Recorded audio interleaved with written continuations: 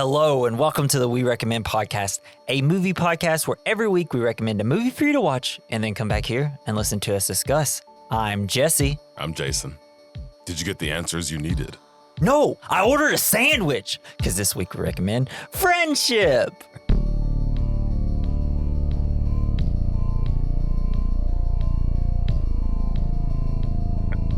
Jason, what did you think of Friendship? It's wild.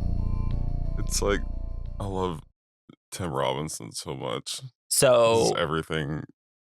you've seen him in Detroiters, and you've seen Yeah. him in I Think You Should Leave.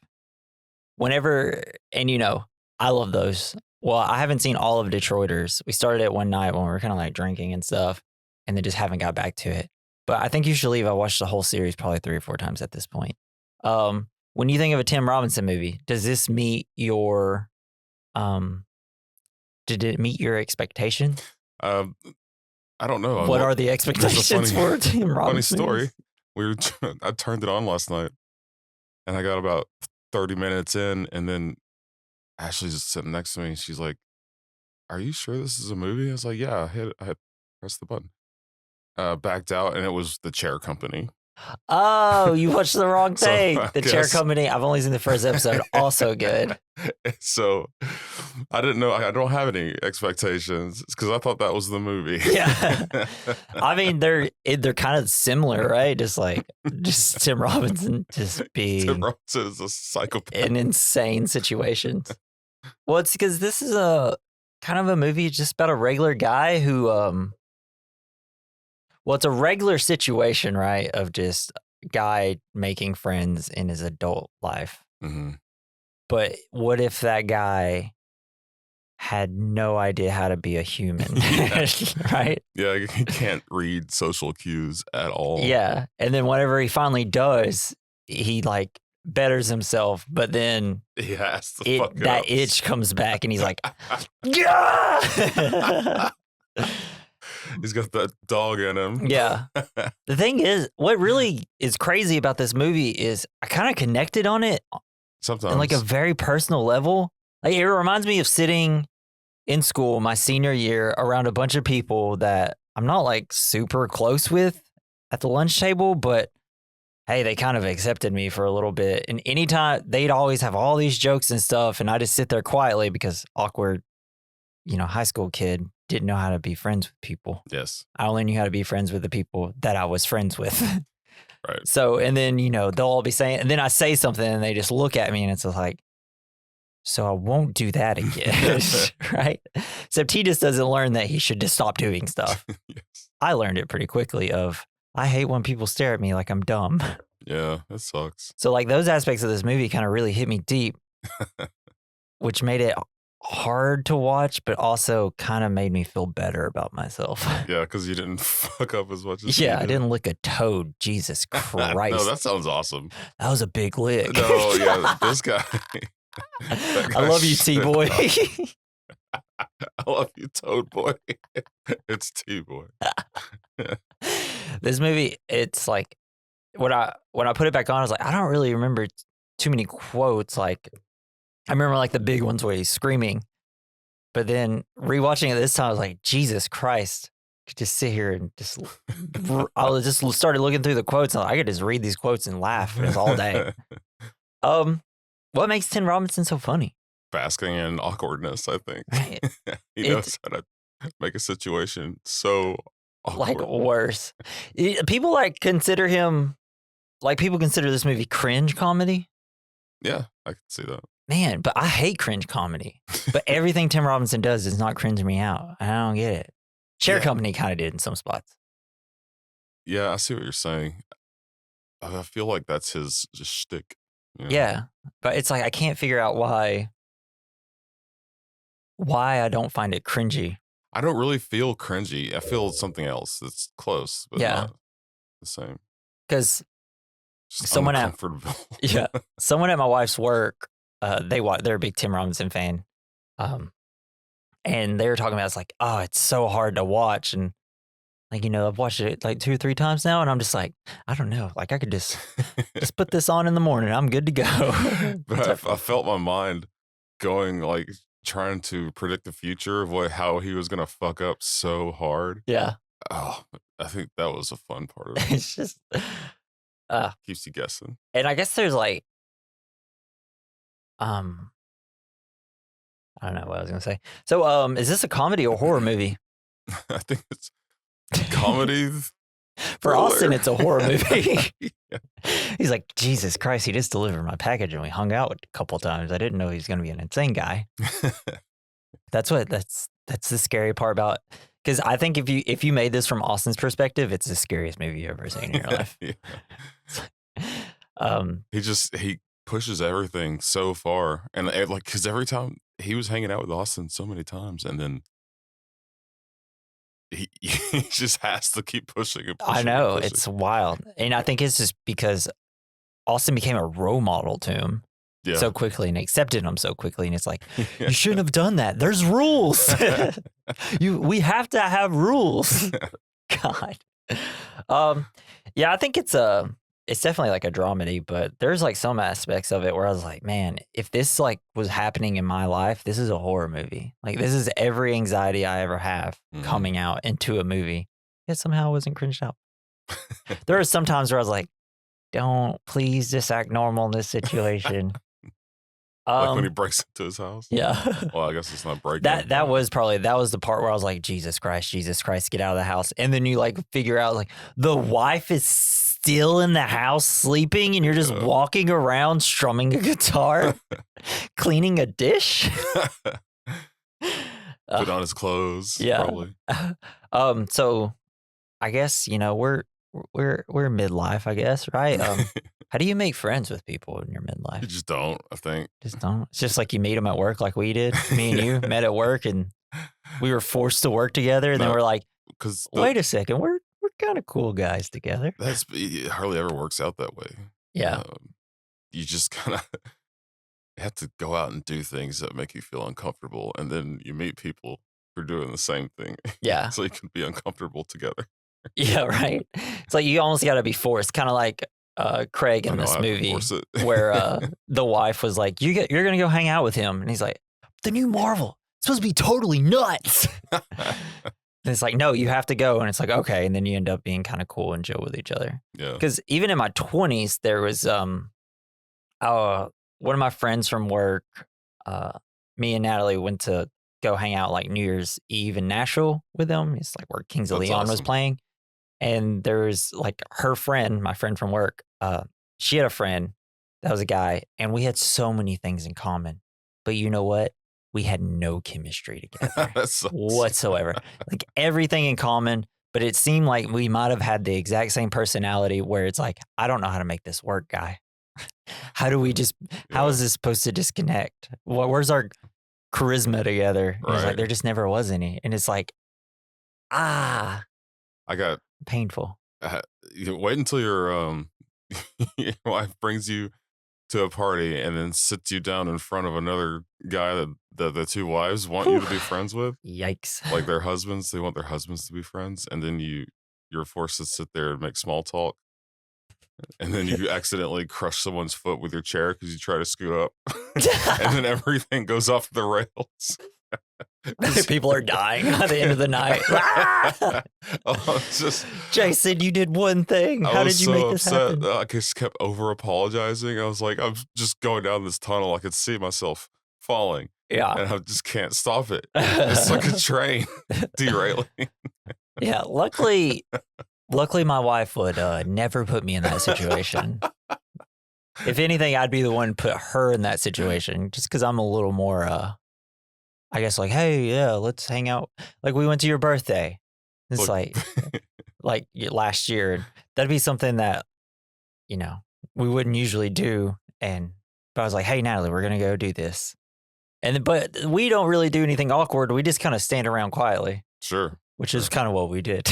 No, that's fine. It's better than what we do. Which room is Jason in? Okay, let's just walk in that room. That's the one person I know. Okay, we're here now. Oh, Jason walked into the kitchen. Let's go to the kitchen. I think it's whenever you start to try to fill the silence with the first thing that comes to your mind, that's the scary part. Yeah. You never know what's going to pop in there. That's usually where I start going wrong is whenever I'm, like, let's say I'm at work and I'm training a new guy. Then I sit there, and then all of a sudden, like, I'm training him on something a little bit, and then we kind of just stand next to each other a little bit, and I'm like, am I supposed to fucking talk? And then So I just you have to read. rack my brain just thinking of something to say, and then it's almost like getting my hair cut, which I did yesterday. Nice. And the whole time I was sitting there like, what do I bring up? What do I bring up? What can I say? And at that point, I'm like, you never think of anything because you're sitting here trying to think of something and panicking. It's not easy being Sometimes I just go straight to murder, like talking about murder. Yeah. It's like, hey, hairstylist, you ever killed somebody with your? No, I did. I brought up, he had all this sports stuff, and I don't watch sports, so I was like, he brought up football, and I was like, I didn't watch the game, but have you heard of Alex Hernandez? Yeah, Aaron we Hernandez. Talked about Aaron Hernandez for a while. Hey, that's it. Yeah. But the other night, I was started at a party. This guy, we were sitting in silence, and I just thought that he needed to talk about the Jim Jones death tapes. You're like literally like you're the person people don't want to talk to at a party. Exactly. It's like, don't go sit next to him. He keeps talking about dead people. He keeps talking It about was a people Halloween killing party. people. I was trying to talk about spooky stuff. Yeah. Yeah, I guess I'm just like, next time I get my haircut, it's like, have you ever heard of the Demon Barber on Fleet Street or whatever? The Sweeney Todd movie? Just be like, I don't know any. You ever seen the movie Shampoo? Oh, the lady that cuts your hair is into Broadway. So you could bring up Sweeney Todd. I bet she'd have a lot to say about it. Oh, cool. Yeah. Does she like movies? I don't know, but she likes stage performances. Yeah. Her son performs in theater. Oh, that's cool. Now it just be like, man, I just wish I could get back on the stage, you know? And you're like, really? That's a random thing to say out of nowhere. All right, I have a couple more questions. Tammy, the mother in the movie, is she actually alive? Or is this a movie about grief? That's what I got kind of a... She actually I dead? think so, because his son, she's always interacting with people. Yeah, I know. But there's just like because it felt, there's sometimes where I'm like, this is a movie about him getting over grief of his wife dying in some aspects of like the movie. Yeah. Because like he has hallucinations all the time. Yeah. So it's mainly the one where she's on with Austin on TV, and then he's looking at her, and then he just like falls down and cries. Or no, he's looking at the flower when he gets a call for Tammy's flower shop, and then he's looking at the flower she's trying to show him, and he's just like, Marvel's super sick. And then he like falls down and starts crying, and I'm like, is she actually dead in this movie? I don't think so, but you can never tell what's real in his life. Yeah. All right. Scary. Did you ever kiss your mom on the lips? No. Yeah. I think I did on accident one time. Dude, But no. When Steven goes kisses his mom on the lips, and he's like, so y'all like kiss on the lips now? Just so great. It's like, damn, she's Tom Brady. He kisses his mom on the lips? No, his son kisses him on the lips. Oh, how sweet. And people made fun of him and called him a creep for that. It is a weird thing. Something so intimate about a kiss on the lips versus a kiss on the cheek makes sense. One of my favorite podcasts to listen to, they always end with kiss your dad square on the lips. Daddy kisser. Game Grumps, they always like, they always have long running episode arcs of just like, come on, give daddy a kiss. It's like, if I win this level, I'll kiss your dad on the lips.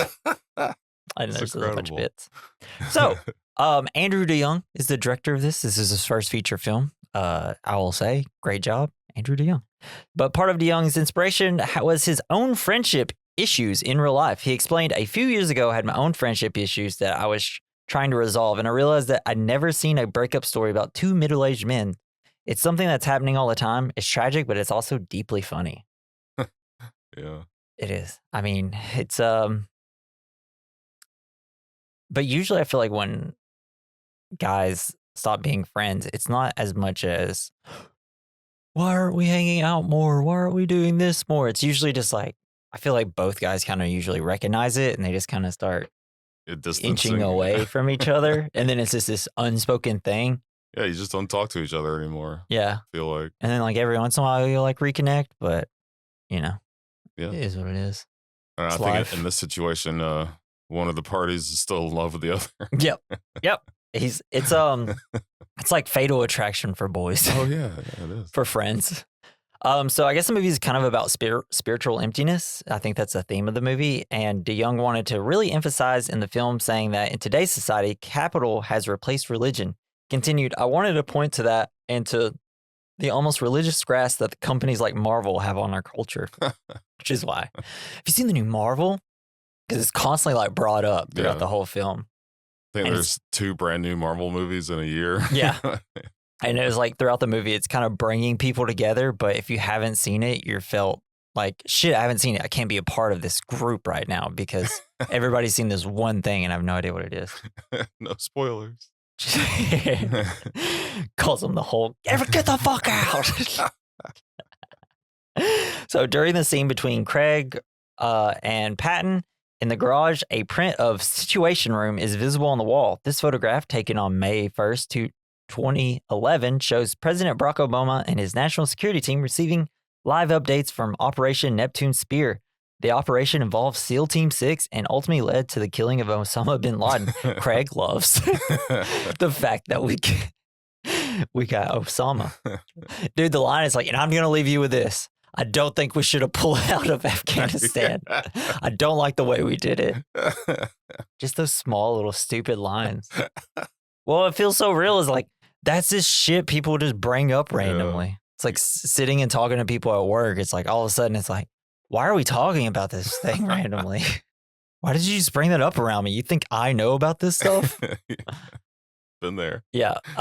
And despite the film being a comedy, DeYoung did not want the audience to feel safe or settled. Yeah. Work. Yeah, totally worked. Finally, to emphasize that uneasy feeling, the filmmaker used as much natural lighting as possible. In fact, they took inspiration from a 2018 psychological thriller, Burning. It's a foreign film. In particular, they looked to a scene where the characters in that film are sitting outside at the sunset.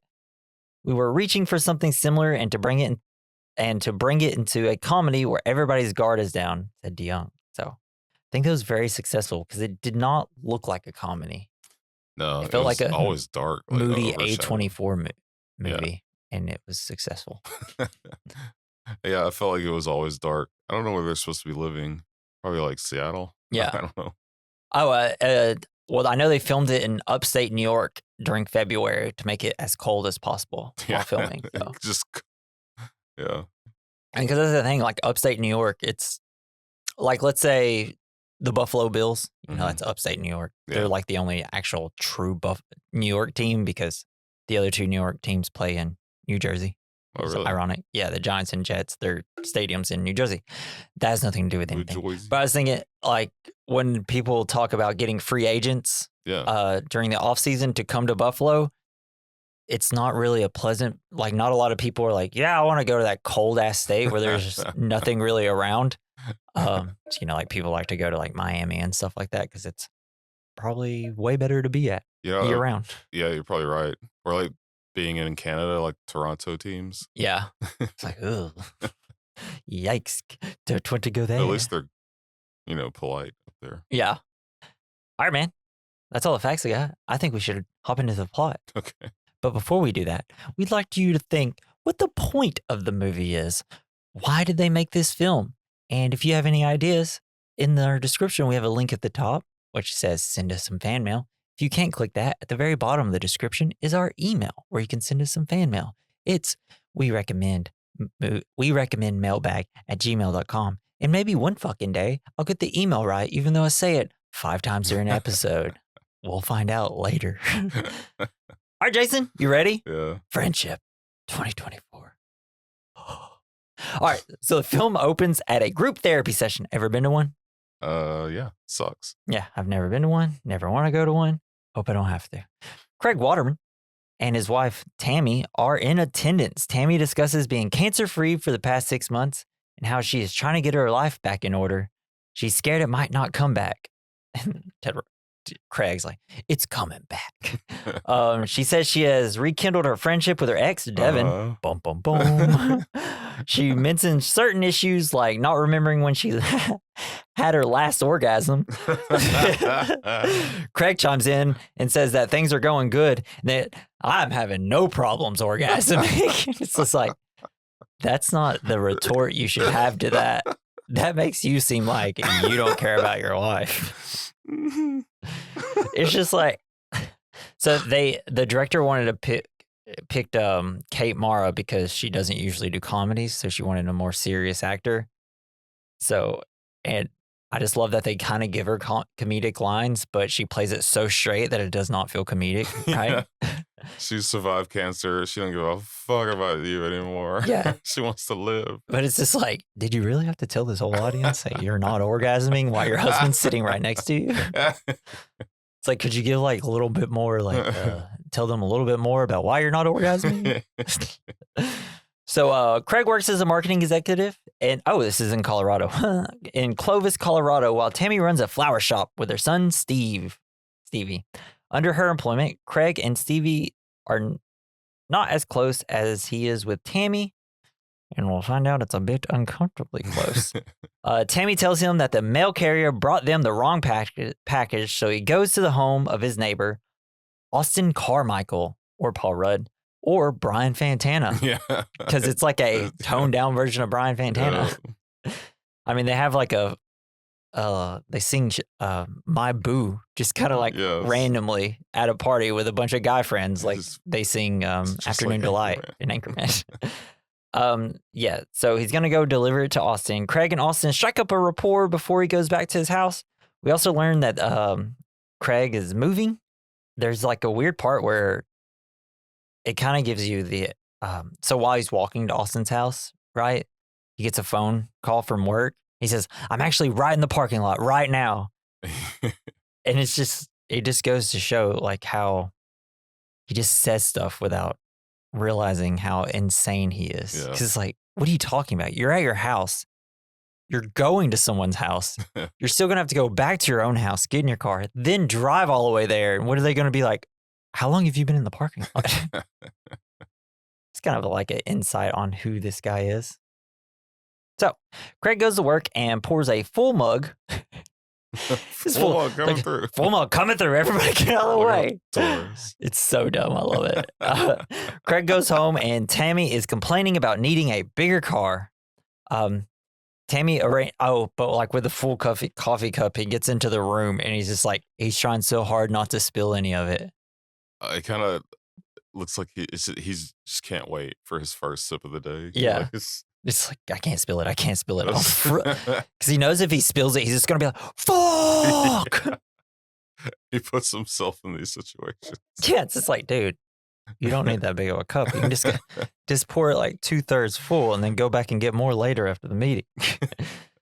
So Tammy arranges for Craig and Austin to hang out, even though Craig wants to see the new Marvel that's totally nuts. And we learn Tammy is having dinner with Devon, her ex-boyfriend. Yes. Totally normal. Totally not something to be weirded out by. Nah. It's like, wait, so you're hanging out with him a lot? Please tell me he's not hunky. Oh, he's a hunky dude? He's a firefighter. He's a firefighter. Of course. You know, those guys don't have a reputation of just pulling chicks easily. Yeah. No, I think they do, actually. Yeah. They're really high divorce rate as well. Yeah. Yeah, because they have to spend like 48 hours at their job. And then, or like they spend 24 total hours at their job day and night. And then they get like 48 hours off. Kind of seems nice. Especially because if there is no fires, you kind of just hanging out. Yeah. I had a friend that does it. And he went to school while he was working. He'd be like studying and doing all kinds of stuff. And they took huge meals for each other. Yeah, they have like a set of chores and stuff that they like rotate. It's kind of like when you have a house full of like 10 to 12 kids, you have like a chore list. Yeah. And then we see Steven kisses Tammy on the lips. And Craig's like, y'all kiss each other on the lips? Yeah, when did you start doing that? Can we have a conversation about that? So Craig goes to Austin's house where they have beers, and Austin tells Craig about his career as a local meteorologist. And he's like, I knew you from somewhere. Craig has a job that makes people addicted to apps.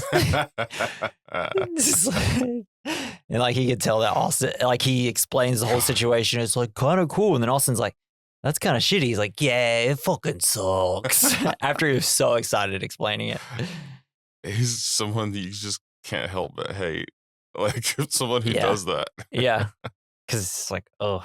Luckily, I'm not too addicted to any apps anymore. There was like a game I was addicted to a little bit on my phone, but not anymore. So he also shows Craig an old fossil and relays his own words of wisdom, which gives Craig a nosebleed because he's like looking at it. He says this profound like ideology, and then he starts nosebleed. Maybe that happens every time he thinks real hard.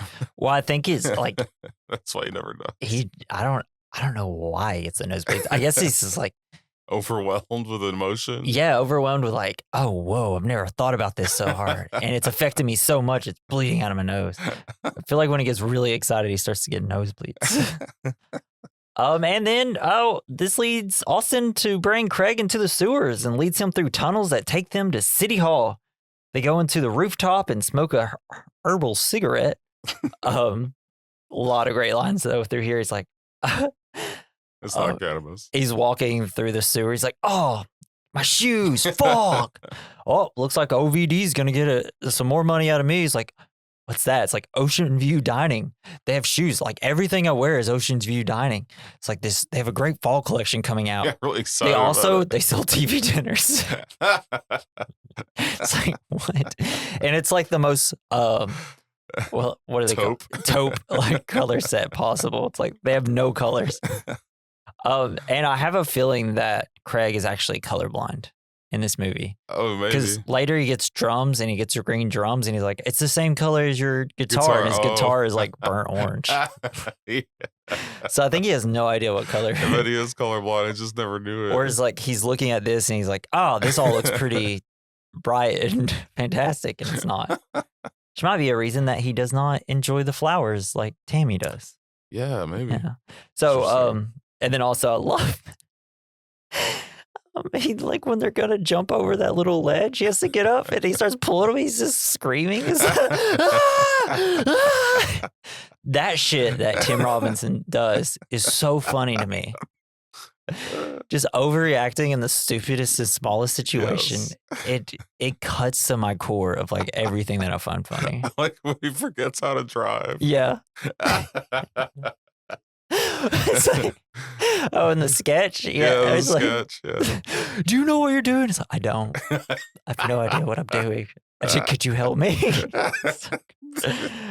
And then he loses a shoe, so he's definitely. And then he's like, we'll come back and get it later. It's like, you're just gonna walk through the sewer with one shoe? Yeah, it's gross. And then they walk into. They walk into the city hall and it's got a cutout of a guy and he like I thought that was a guy. He just says things in the strangest ways. It's wild. It's like I would have never thought to say something like that. I thought that was a guy. Craig expresses his philosophy while smoking the joint of just ask in regards to getting ahead in life, which Austin takes to heart regarding his own ambitions. He's like, because he talks about, all I did was just ask and I got a promotion. He's like, that's what you should do. And then then Craig's like, whoa, off the top of the thing. It's like, he's free. He like unlocked a part of him that felt so new and so fresh. Like he actually helped someone that likes him a little bit. Yeah, someone that's like cooler than him. Yeah, he was able to help. A connection, like a real connection. Yeah, because Austin gave him some of his philosophy and he gave some of his own philosophy. And it's like they bonded. So we then see Craig watching Austin do the weather with a big smile on his face. Oh, I love it. It's like, Craig takes Tammy to see Austin perform with his band and fantasizes about being his drummer. Yes. And isn't the band called like The Mayor Sucks? Yeah, like something that like one that. guy that's running for mayor. Yeah, because it's like on his the drum set. Do you ever, whenever you listen to music, like fantasize playing it as like a band? Yeah, I guess so. Done that before. It's so weird. I guess because I did it so much in high school because, I wish I was better with music and could play instruments. And I've attempted to play guitar and bass so much while I was like in junior high and high school. And I just, attention span, obviously didn't have it. But also I just did not understand how music works and still don't. But like they always did like American Idol, but in high school or like, battle the bands in high school. So still to this day, when I listen to music, I always fantasize about it. Me being in high school playing winning it. the high school concert. And I was like, grow up, Jesse. Mentally, you have to grow up from this fantasy. Hey, it sounds like it's a dream. But like, go after your dream. Like, I feel like that's such a Craig thing, though, of just like, I've always wanted to be cool in front of people in a band. So weird. So Austin calls during a meeting and convinces Craig to ditch work to hang out. We see him, they pick mushrooms, and Austin convinces him to play the drums. Then Craig sinks into mud. It's so funny. He just starts singing. Fucking good. And it's, oh shit, oh shit, oh shit, oh shit, help me. It's so, and then you just got Austin just staring at him like, what the fuck is this guy screaming for? Move your feet, man. But what's so frustrating is that Craig acts so insane in these situations, but no one like does this thing like, what the hell is wrong with you? Why are you screaming? Shut up, you're just sinking. They all just kind of like stare at him like he's an animal in the zoo almost. He's just overreacting so hugely. And it's just like, is this a normal way for... No. Like, do people just know a lot of people that act like this? Because if that happened to me, I'd be like, all right, man. Like, that was really weird. Why did you freak out like that? You just sunk in some mud. They'd be like, maybe we shouldn't hang out anymore. Like, I'm calling it cuts right there. Then he realizes he drops his phone. Oh, dude, call the phone. Oh shit. Yeah, but then dude lies. He's like, and then Austin's like, yeah, I don't have a phone. I don't have a phone. It's like, I'm looking at a free man right here. And then Craig just gives him this big smile like, oh. Wow, what a way to look at life, except he's a big fat liar that lies. Yeah, he's a big fat liar. Like that one girl in Hereditary. So Austin shows Craig a yellow Corvette and tells him that if he gets it, then Craig gets to be the first ride in it. He's like, hell yeah, that's my best friend's gonna get a cool car. Austin tells Craig that he listened to his Just Ask advice and is now set to begin his new job as a weatherman for the morning news. Nice. He's like, I did it. I helped my friend. Now he's like fully invested in the friendship. So Craig sees their friendship as a turning point in his life, leading him to having weird daydreams where he becomes a heroic figure in Austin's life. And also in a hypothetical apocalyptic scenario that he envisions, civilization has crashed and Craig has led us to the future. Yeah. He's thinking of a Marvel movie. But he's just bringing him wood. Yeah, just brought some wood. That's it. He saved everything. Yeah. At home, Craig also starts to pay more attention to Tammy and Steve. He like wakes up. He's like, "Hey, Tammy, can I wake you up with a lick?" Yeah, but he's making breakfast. Yeah, and it's like, what do you think you're gonna have to? You just have like frying mushrooms, and you're thinking, "Yeah, I have time to give you oral sex." Also, most disgusting way to say that.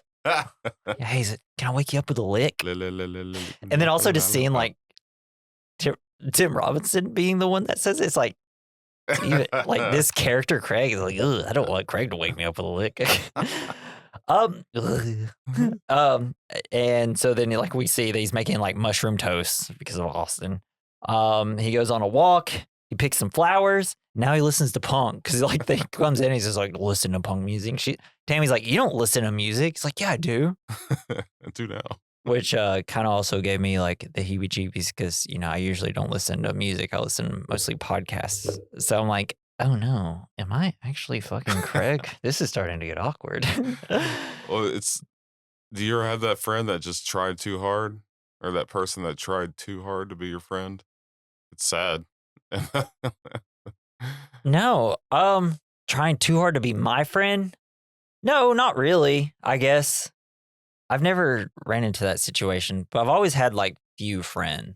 Yeah. And usually it's like the friends that I have are the ones that I'm like, you're my friends because you're normal and I like the way we hang out. If someone was ever like too aggressively friends with me, I'd just probably ghost them. Yeah. Yeah, it's scary.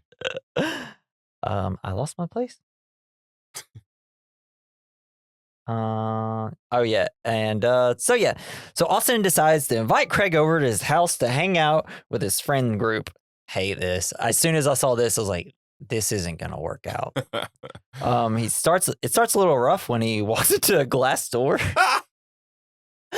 But he plays it off so well. And it doesn't break till after he goes inside. Because he walks in, closes it, and is like, everybody's like, "Are you okay?" And they're just staring at him, and he's like, "So how'd you guys all meet?" And then it like works. It's hilarious.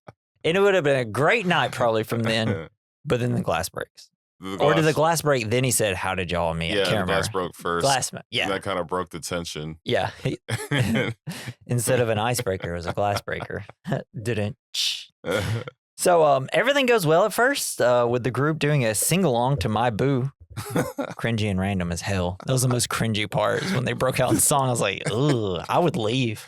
And they're having like an emotional support group session. Yeah. Like it's so over the top. Yeah, it's so weird. Because I think his name is Gary. He's talking about how it's like, he's like, it's so rough because, I have to buy a bra from like my daughter and she's got big boobs. It's so weird. Everybody's going to look at her. Everyone's so sweet later. to each other. Yeah. It's like you've never seen people that are this close friends. Yeah, because I was going to say, usually you get a group of guys, they're all just being as mean as possible to each other the entire fucking time. Yeah, you're ripping each other all the time. It's like never nice towards each other.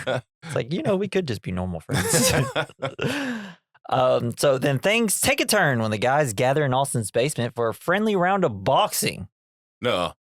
I would, if I was Craig, I'd be like, I'll sit this I don't want to get hit in the head. Yeah, I don't like getting punches. And it's just like, all right. So it's okay to say no, yeah, Craig. And then Craig immediately takes 2 shots to the face after saying, "Don't hit me in the face." Then at this point, I'm like, you know what? Fuck Austin. Yeah. It's like, yeah, you hit him in the nose twice, kind of hard. Why are you doing that? Hit him on the sides of his heads. That's why you got the things on. Why put the things like the head shield on if you're just going to keep punching him in the nose? Yeah, that was pretty fucked up. Yeah. And then, but then he gets Austin with 2 sucker punches, and now everybody's very uncomfortable. It like knocks him out. And it's just like, dude, he hit you on the sides of the head. He didn't even hit you in the nose. I feel like I've been in this situation before.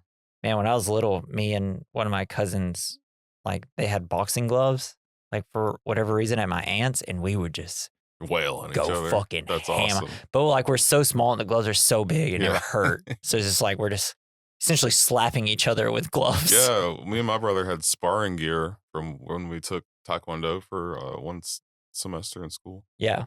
It was rad. Did you ever want to be a boxer?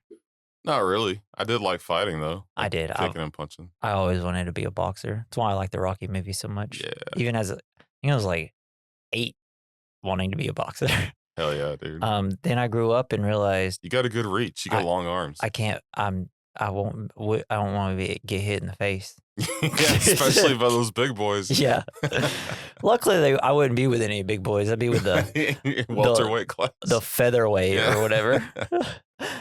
So yeah, the other guy's become uncomfortable around Craig. He tries to pass it off as a harmless gag, and then does the most fucking insane thing possible and begins to chew on a bar of soap for self-punishment. All right, guys, I know what to do. I've been a bad boy. Nom nom nom nom.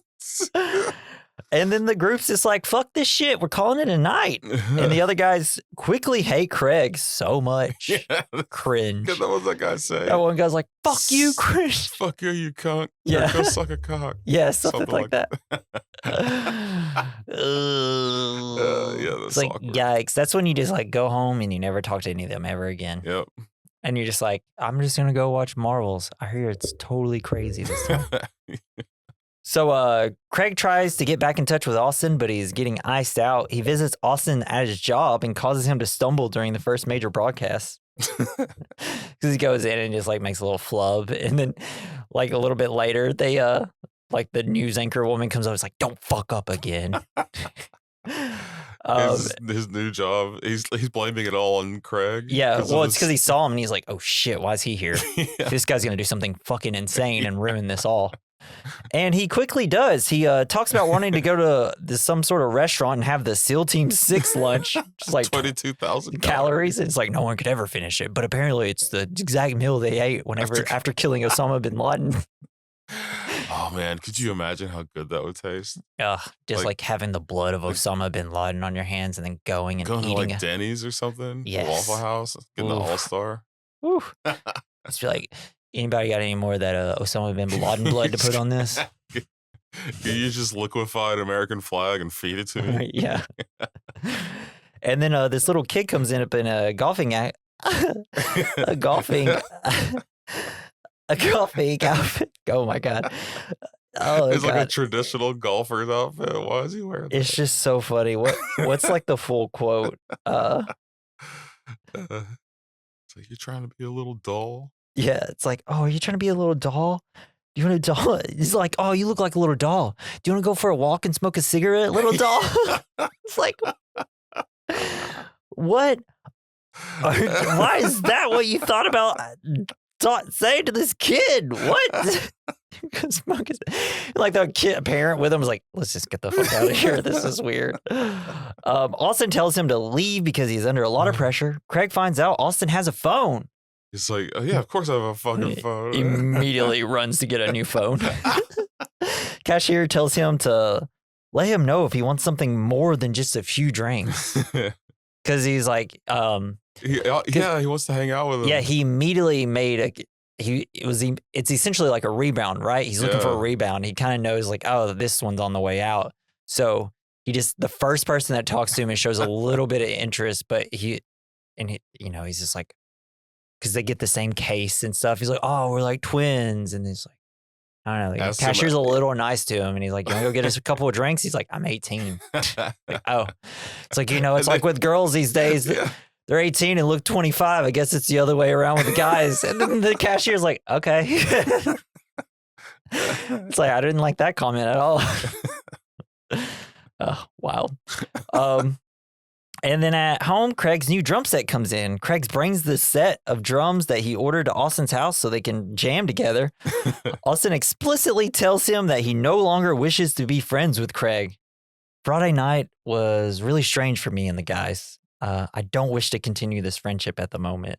That was like, really funny. Aww. I have the same carrier, the little thing he was carrying his drums in. Oh, really? We have that same one. We use it for like soccer games and stuff, football games, and carry all our blankets and shit. Whoa.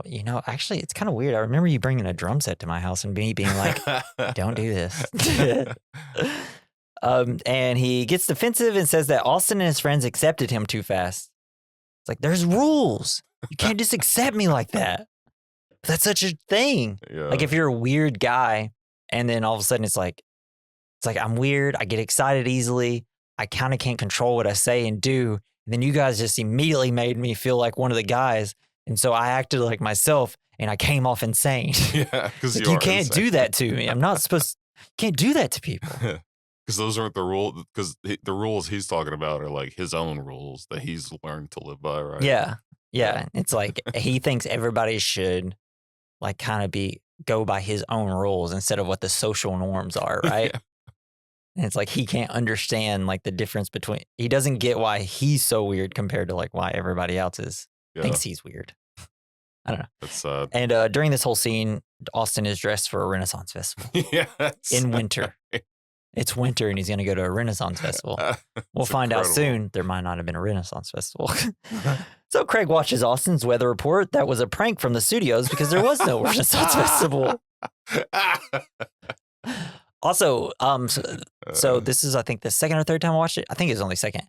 Something I noticed is when he's watching that on his phone, next to Austin is a Subway ad. Oh, shit. Yeah, on his phone. So I'm like, oh. Now I get why he does a Subway thing later and Austin is a part of it. It's so weird to bring Subway into it. I know. It's just like, why? So Craig why specifically Subway? I think it's because he saw the ad on his phone. I know, but while he was watching Austin. And like his trip, because of the way, well, we'll get there. Okay. So Craig tries to fill the void in his life by trying to bond with Stevie. He takes him to look for mushrooms like Austin, but the ones Craig picks makes him sick at the mall. He has no idea what he's doing. So they're just sitting at the mall. He's going to eat it. He's sitting at the mall, and there's a guy on this little pig thing that drives by, and they're sitting there, and it's so awkward. And he doesn't know what to say to his son, so he's like, just like randomly, that guy on the pig was flying. He immediately throws up, and it's Just I don't know why that line. It kind of when I watch it, it makes me laugh to the point of tearing up. Of like, why is it so funny? God, that pig was flying. It's, you know what I think it is? I think it's because they let that, because that happens. It's so fucking weird that there's a grown adult on this pig. And then like they just kind of sit there in the situation of the awkwardness of the two of them trying to like hang out. Then it's just like in your own mind, you're like, why the fuck was that pig guy on that pig? That was so weird. And then he brings it up, but in a way that's like insane. Like he was going as slow as possible. It took like 5 seconds to cross your screen. I don't know. I'm explaining jokes. Isn't that fun? That pig thing was freaking weird. That was so good. Like they have that in malls now. Really? Yeah, if you go to the Nashville malls, there's like weird little carts that you can ride on. There's like horses. Some are like cars. Some are like, I think one's a transformer in the Nashville one. That's right. So he also tries to invite his own coworkers over for a guys' night out at his place. Because he's like, throughout the movie, he looks down on them at the office while they're all having smoke breaks. So he decides to go outside and have a smoke break. He's like, everybody having a smoke break, I see. Anybody want to light? Anybody want to light? He didn't smoke before Austin gave him a cigarette. Yeah. He just wanted to be I don't think he actually still smokes. I think he just has them for social norms now. He's like, all right, my house, 8 p.m. Friday, beers in the fridge, let's go. People are like, what? It's the lamest party. We don't want to go there. And so they all go, and they're all extremely bored. Craig pulls out a letter opener or something and says it's a priceless knight's sword. But they did have those little swords, though. That is an actual weapon. They had like it was essentially like knives. Okay. But they would have it as like, oh, you have your big sword. And then, I guess you can kind of like get up in close, and then if you kind of got them backed up, you stab them with your other sword and your tiny little sword in your right hand. I don't know. It's so funny. So it's like he's completely right. He's just calling it a sword. So it sounds stupid. If he said, "Hey, I got this like little like knight dagger," it was like he had a cool story there with it. But he was like, "This is a knight's sword, isn't it cool?" And it's like, just call it a knight's dagger, and it would have been cool. But they're all like making fun of it. And then his coworkers start talking about spoilers for the new Marvel, which upsets Craig. So I haven't seen it. We can't talk about it. This is a spoiler-free zone. Although he tries to show off his drum skills, he aggressively ends up kicking the other guys out of the house when they call him the Hulk. He's like, "Oh, you get the fuck out of here. I told you not to bring up Marvel." Oh, it's so good. like that's a spoiler. Yeah, he just called him the Hulk. Does the Hulk play drums in the Marvel movie? And it feels like he doesn't really understand that they're making fun of him. It feels like he's just really upset about the Marvel situation, not the fact that they've made fun of him probably for 45 straight minutes. So next day, Craig gets stuck out in the rain because of his coworkers, and then he gets an assignment with the mayor. And he's like, "Do you want anybody to work with you?" He's like, "No, I'll handle this one on my own," because he knows they're all assholes. That's a lot of work. Though I will say, Craig probably kind of deserves to have some people be assholes to him. But he also had someone create a backup presentation. Yeah. Okay, because he knew that Craig was going to fuck it all. And Craig's was way better than his. Yeah, that's true. Yeah. So another piece of mail from Austin arrives at Craig's home, and he gets a nosebleed. So he goes to deliver it. However, he knows that Austin and his wife, Bianca, might react poorly to his presence, so he breaks into the house by going into the door the window broke. he already broke. Yeah. So he goes in, he looks at an apple, and he's like, "Huh, an apple." He sits on the couch, puts his feet up on the coffee table, he strums a guitar, and then cleans a dish. Yeah, he does their dishes. Like, what? Why? He's helping out his And he's buddy. so happy, he's smiling while doing it and looking at it like, "Oh, this is how they do it." He's like, because he's pretending to be Austin. Yeah, it's so A day in the life. And he goes up to Austin's home office and takes out a golden pistol. A storm's a coming. Hell yeah. That he kept hidden. He then takes a work call, and then like he's taking the call with the mayor, and then all of a sudden like he's hearing noises, and then fucking Craig's wife is there, or Austin's wife was taking a nap. He's like, "I heard someone knock on the back door." And so Craig makes his exit, but he accidentally takes the gun and mail back with him.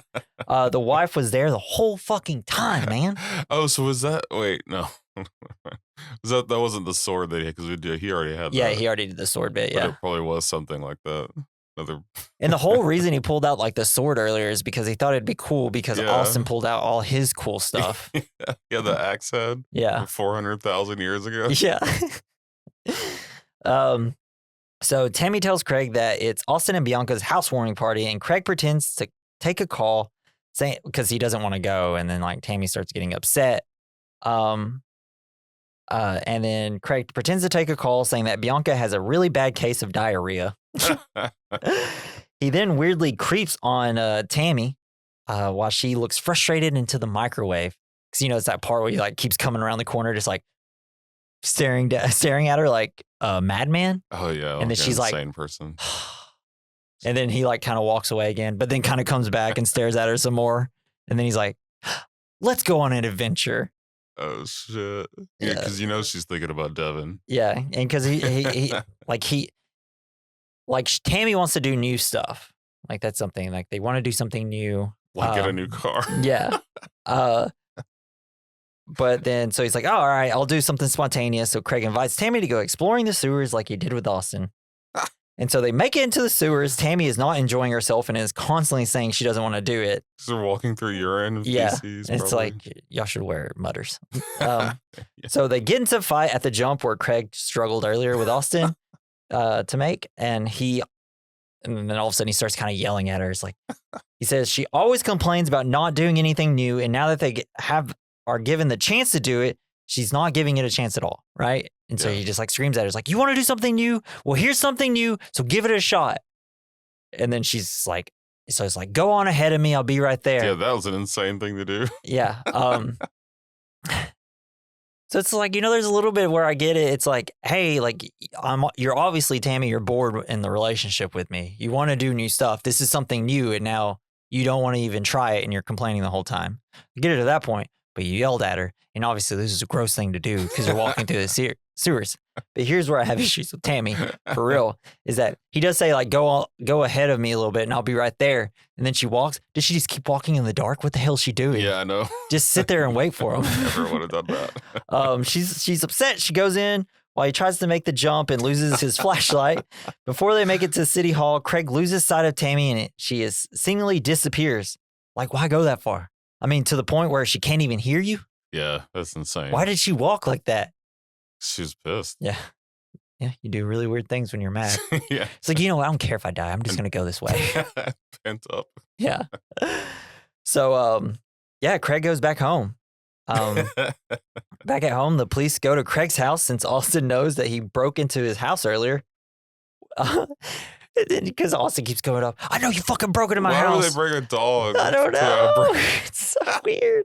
Oh, I guess because they used it to sniff to see I know, but where it led. And then you don't bring a dog for something like that. He's like, yeah, this dog led us straight to here. He's like, so the same person probably broke into my house? He's like, no. And then every time Austin gets aggressive and comes forward, he's like, hold him back. I paid good tax dollars for you to hold him back. Do your job, you pigs. And he calls them pigs because Austin called them pigs once. And then all of a sudden he brings up the fact that Tammy has disappeared in the sewers. And then so Craig leads the police to the sewers and let it slip that he and Austin were trespassing to City Hall. And they're like, trespassing, huh? Oh, shit. This is illegal. And it's like, hey, there's a missing person here. Who cares about this, right? Yeah. And He's so also burying himself constantly. yeah. And then like they're starting to scream at each other, and he starts calling they ended up arresting him. It's like, he called you fucking pigs. Arrest him, not me. It's just screaming. It's so good. So the two are jailed for the night. We see Craig watching a guy pee, and there's urine all over the floor. Gross. Austin is freaking out on Craig. He slips and pee and accidentally reveals that he wears a toupee. Falls off. He's like, is it on? Is it on? Okay. And like Craig can't even look at him. He's like, So, yeah. it's just like he like exposed himself to him. He's like, I can't look. Can't look. It's so good. Just he puts like the perfect face on for that. It's so funny. And he begs Craig not to let anybody know, so it could seriously affect his career. And then the two are soon let out on bail.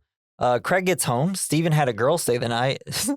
You replaced your mother already, huh? It's like, Yikes. He's like, I'm just kidding. Congratulations. Yeah. So Steven is mad that Craig is still going to work instead of looking for her.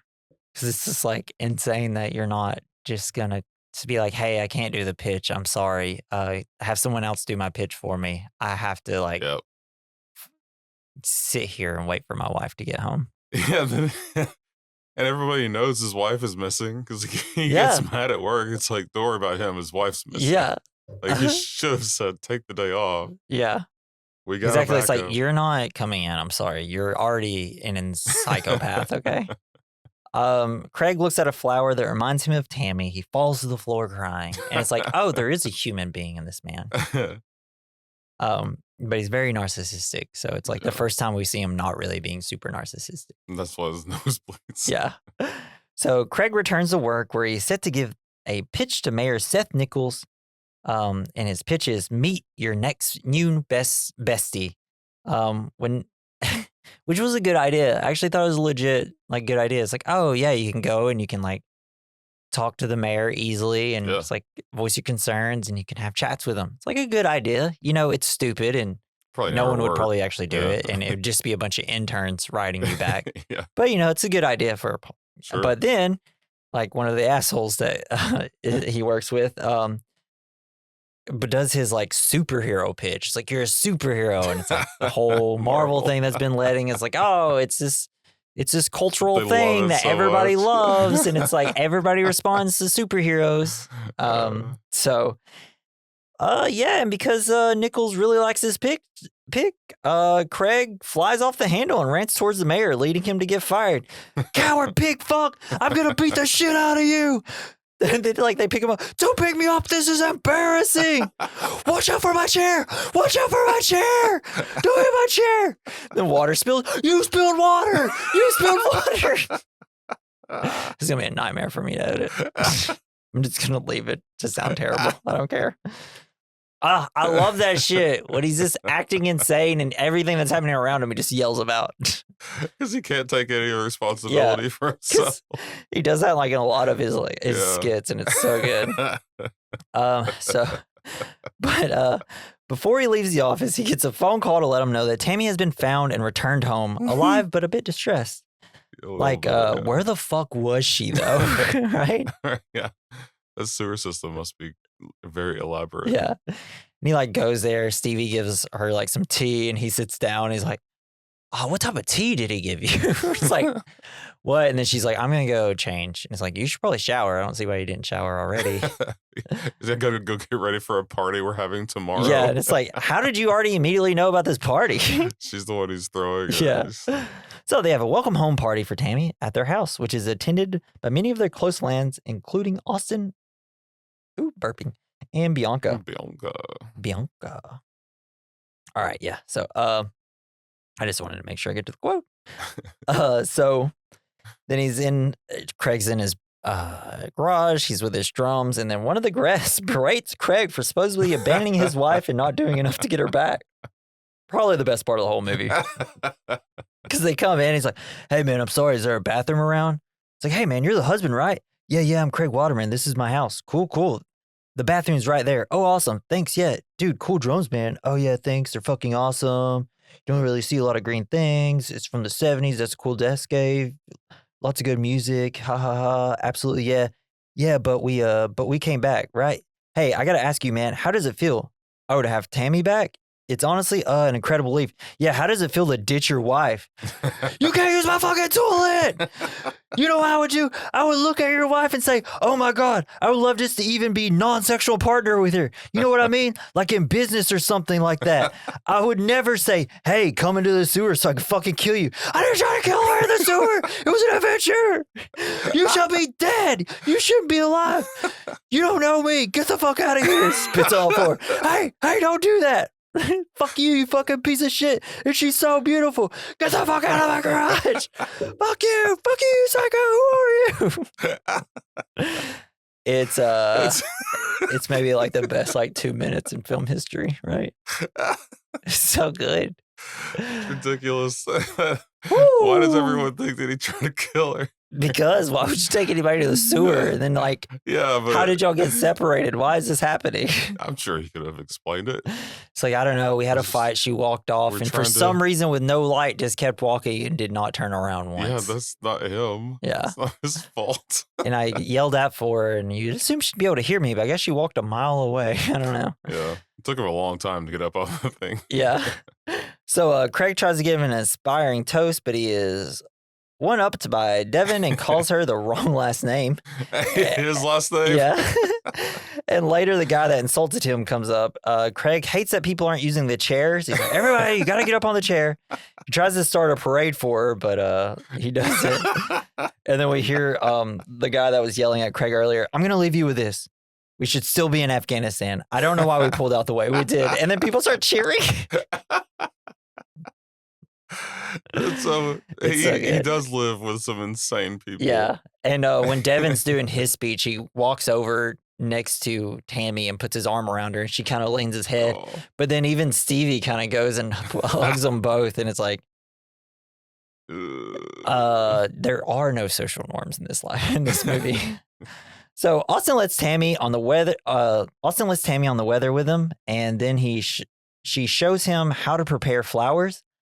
I'm assuming it's kind of like it's like, oh, I'm so glad you made it. Hey, come be on my show type thing. Yeah, like, because she's kind of a local star. Yeah, she's a local star now. Craig asked Steven if he wants to go to the bar, but he's only like 15 or 16. Yeah. He gives Steven his drums. Austin compliments how Tammy sees the world, and he gets sentimental and makes a reservation for dinner, but Tammy has plans. Tammy then tells Craig that she had an orgasm alone in the dark while in the sewers. She then tells Craig that she's going to move into Devin's pool house, more like his house. Yeah. That's so This is like, just was sitting there in the dark and had an orgasm. She's just the thought of being away from Craig, I think. It gives her an orgasm. I think it was just like, for a moment, she was in the dark alone, had peace, and wasn't thinking about anything. And that's probably... Yeah, gave her some relief. Just gave her some relief. Because, the whole time which is something that can kind of get pretty quickly lost in this movie, is the fact that, like, she just was cancer free. So it's like, her life is, from her perspective, she's also kind of going through a midlife crisis. Yeah. Like, fuck, I'm with this weird narcissist, this fucking insane guy. And it's like, I have this hunky firefighter that really likes me, and maybe I should give this a try. So it's like, I understand like everything she's doing. She's like, man, I survived cancer, and I'm just going to live the rest of my life with this Craig asshole, right? Yeah, so, she's looking differently at everything. Yeah. So, he said that. So at a low point, Craig visits Tony, the employee at the phone company, that promised Craig something stronger than booze the last time he visited. So Craig pays $100 to lick a toad and go on what Tony claims to be a life-changing psychedelic trip. He says, and then he goes like, all right, I got to try something. Like, anything at this point will do. And he pulls out his money. He's like, I'm sorry, my money smells bad.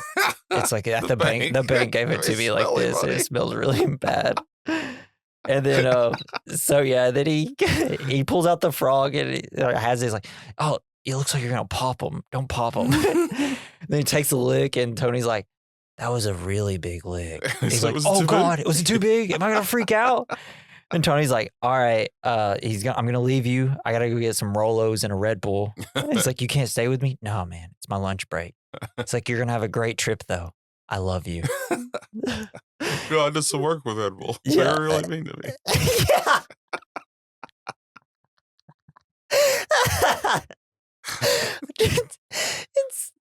Why is that so funny?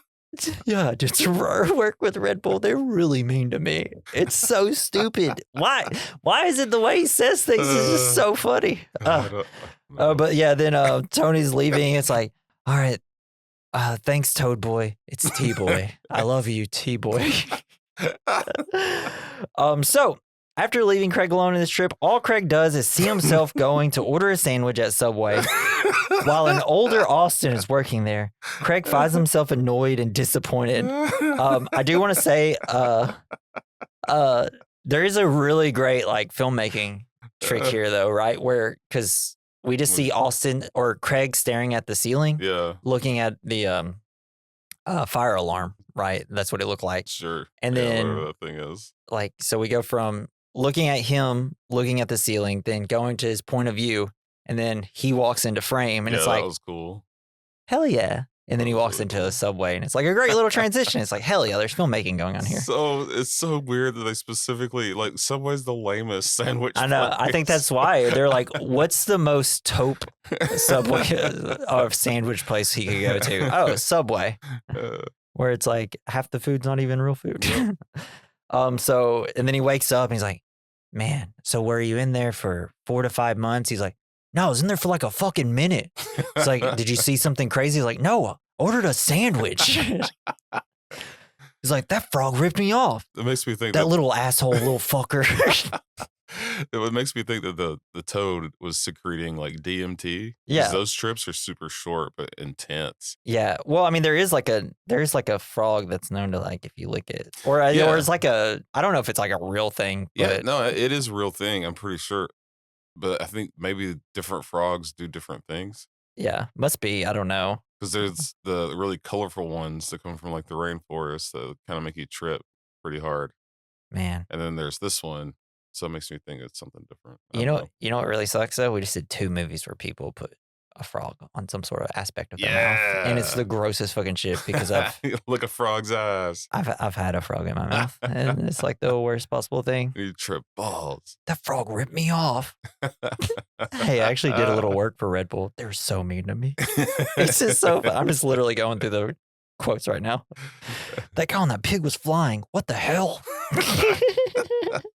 Sorry, I'll get back to the plot. I could just read the script to this and just laugh out loud. All right, so now in an empty house, literally like nothing in the house. Yes, It's everything almost- was hers. It's She almost took it like with her. no one ever lived there. And part of me makes me think maybe he didn't have a family. But now in an empty Oh. house, Craig tries to get his life back together, first by taking up a job as a parking officer. He gives him a thing, and the guy's like, hey, what the fuck? And he's like, people need rules. He eats the Bin Laden meal, and he's like, nobody could ever fucking eat this much food. This is too much food. Yeah, but he made friends with that guy. Like, Yeah. He came to eat something. Yeah. So he starts to reconnect with Stevie. You're going to grow up to be a beautiful old guy, Craig. Thank you, Steven. I hope you're serious about that. I was going to do that line for the intro. So the family goes, oh, shit, maybe this is actually my favorite part of the movie.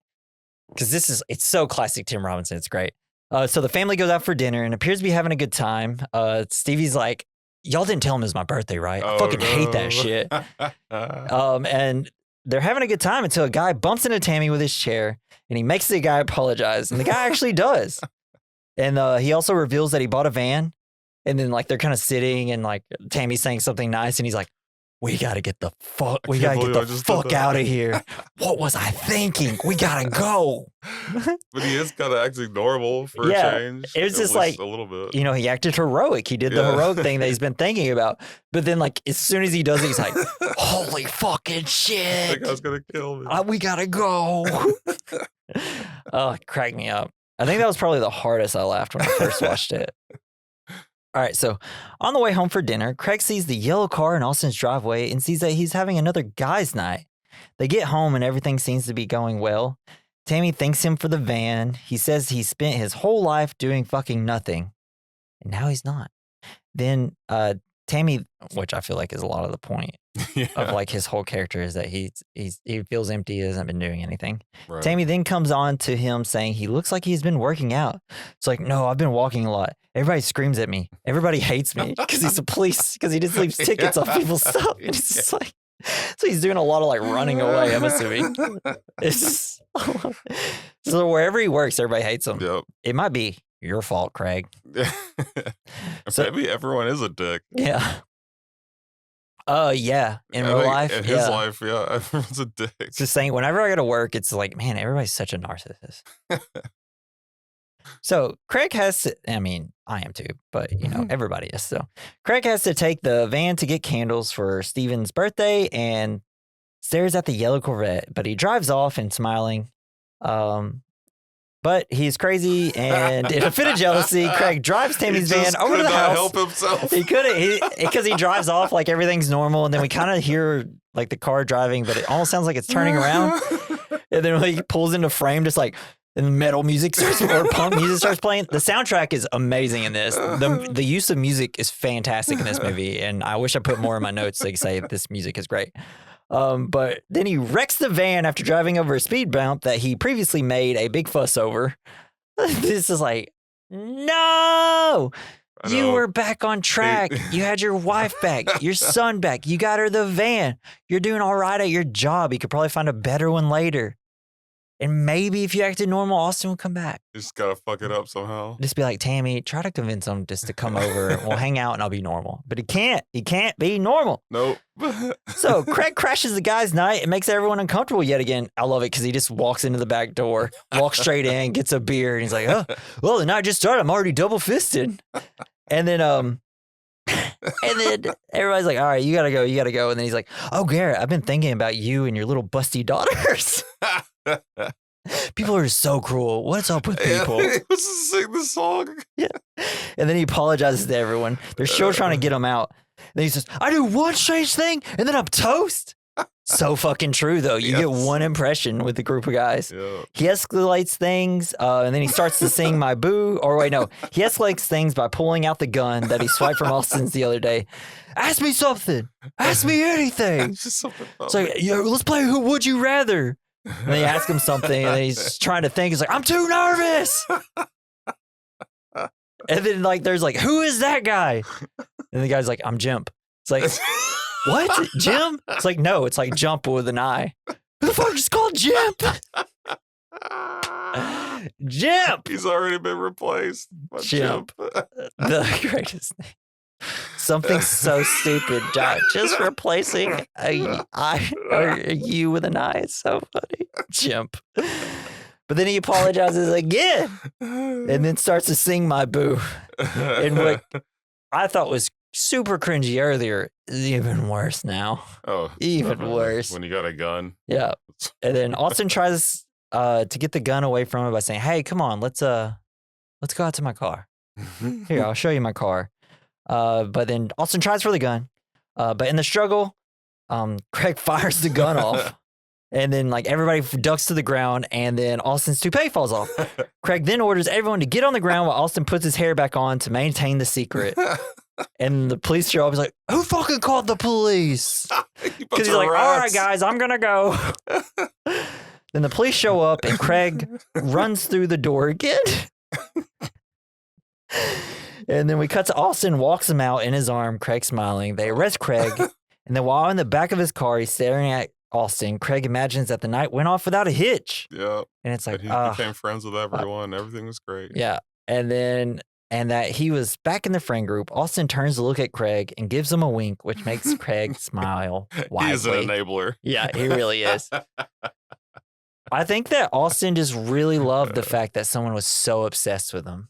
Because I think that's what Craig found so like loving about him. It's like, shit, this guy's a narcissist just like me.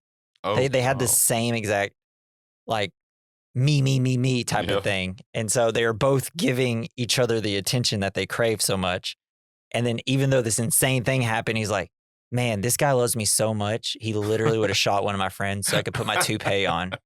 That's how good of a person I am. Yeah, you got to keep him just, maybe not close, but yeah. Never, and you know what? He might come back. So don't want to burn that bridge. Yeah. And it's like, hopefully he's just going to be in jail forever. But the movie does a thing that I really like. Because while I was in school, I kind of did this little technique a lot where, it's something like something's happening on screen and we see it, but then there's like the flashback almost where all of a sudden we just cut without warning to like things good happening. Yeah. And I love that shit. I did that a lot in my own stuff, and it's fantastic. Those are like his stuff. Fantasies, right? Yeah. Yeah. Saving the day, like hitting a home run, maybe. Yeah. That's friendship. Being friends. That's what friendship is. Having a normal friend group is his big, moment. So, Jason, what's the point of friendship? The movie and actual friendship. Yeah. I think it is. People aren't always who, who you think they are. Yeah. um. I said it was like kind of like it's a movie about like midlife crisis. Yeah. And making friends in your adult life, time in your life. It's about like the emptiness you feel, like it's about the like time in your life when you're comfortable and everything's nice, but you're like you get the idea that you need more. It's like Oh yeah. shit. Like I have this house, I have this wife, I have this son. I get to watch the new Marvel movies that It's are nuts. totally nuts.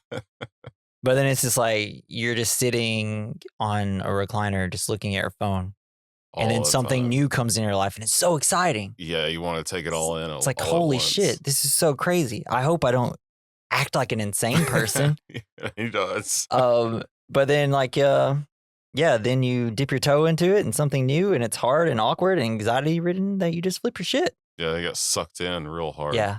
And also I think it's a movie about like, you should probably figure out if you're a narcissist or not and go to therapy. But yeah. Or go to therapy. All right, cool. So that's the point. So now, Jason, we're going to do our next category, the good, the bad, the ugly, the fine. It's where we discuss something good about the film, a scene, acting, whatever. The bad, something we didn't like. The ugly, something that didn't age well. The fine, something that did age well. What do you got for the good? I want to say it felt very relatable. Yeah, weirdly relatable for me. It's kind of crazy. It's kind of crazy how they captured these feelings or like these situations that, and like the way that people are reacting. Yeah, I feel like I've been there myself many times. With this like the most insane possible character, we're able to see things from our own life in the movie, and it's weird. It is so weird, but that's what I think is really great about it. Yeah. For the good, I put obviously Timothy Robinson. He's so freaking good. That's exactly how I put it in my notes. No, it's just I love that guy. I think he might be the funniest person on earth right now in my life. Funny. And shoot, like if they could just like compress him down into like a liquid and then put it into a syringe and then just put it straight into my veins. That's what I want. It's too powerful. Yeah. It's a drug. My wife would be like, that means you start acting like him, I will kill you. All right. And for the bad, I put people who don't like Tim Robinson. Oh yeah, I could see that. You got anything for the bad? Not really. Maybe feel bad sometimes. Yeah. But that's a good thing. I don't think there's anything bad about the movie. For the ugly, I put people who don't like Tim Robinson. Yeah. There's a theme here. Similar, so I can see that. You got anything that's ugly? It just recently came out. It sucks when friends break up. It really sucks. It does. I think it's necessary though. Yeah, I mean it's gonna happen eventually.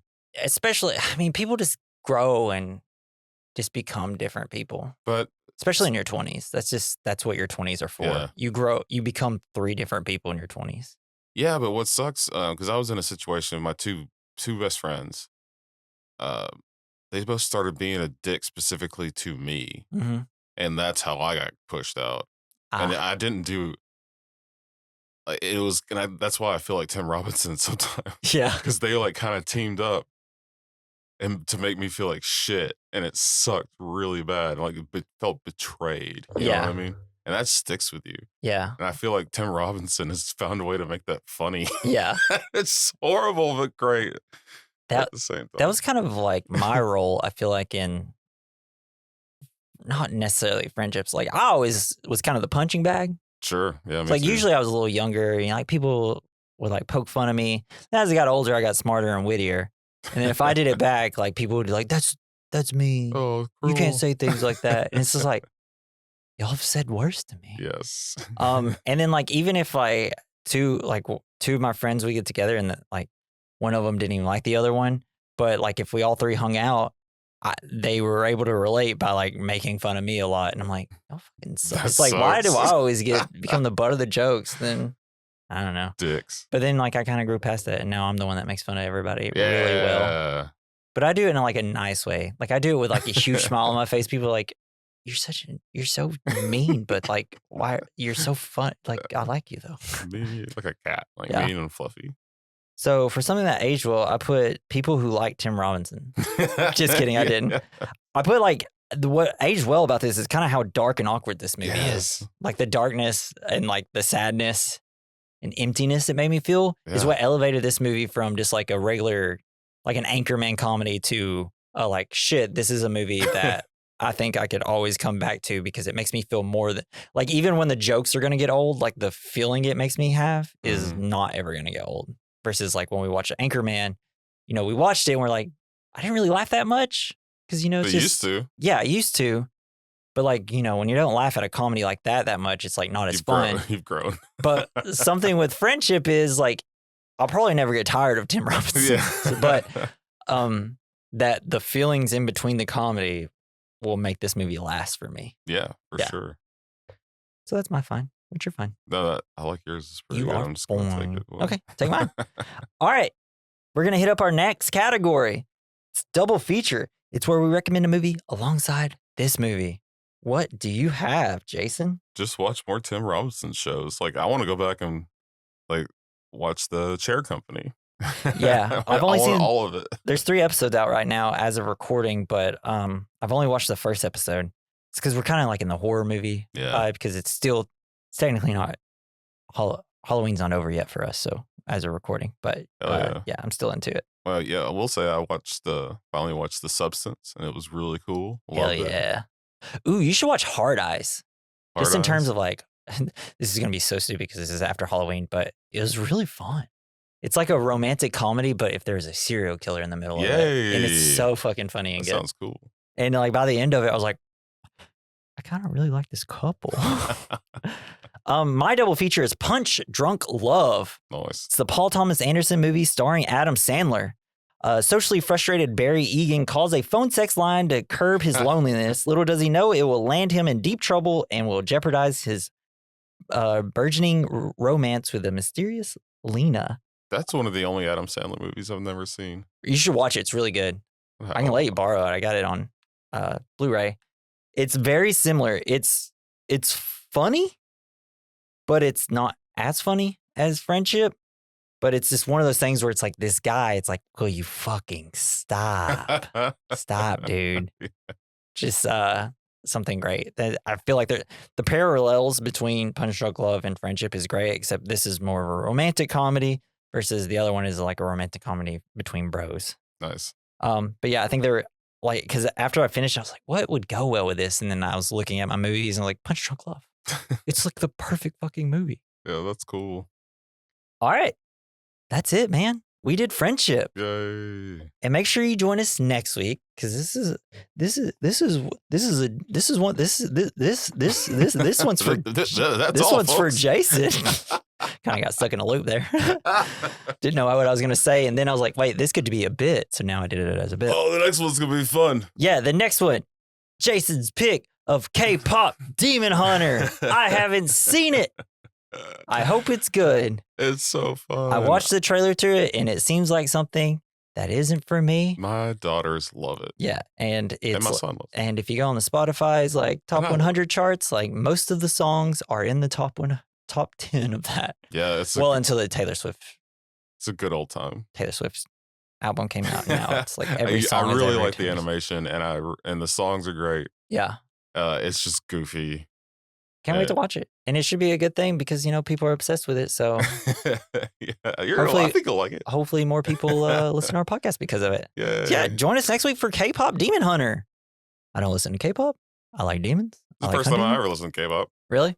Well, I can't wait. Is it in English or is it It's in English. Is it? I didn't know that. Okay, cool. I do. I watched the trailer. I mean, you could probably choose to watch it in a different language if you absolutely wanted to. Doing notes and reading is very hard. So yeah, join us next week for that. And if you'd like to leave us some fan mail, why don't you do that?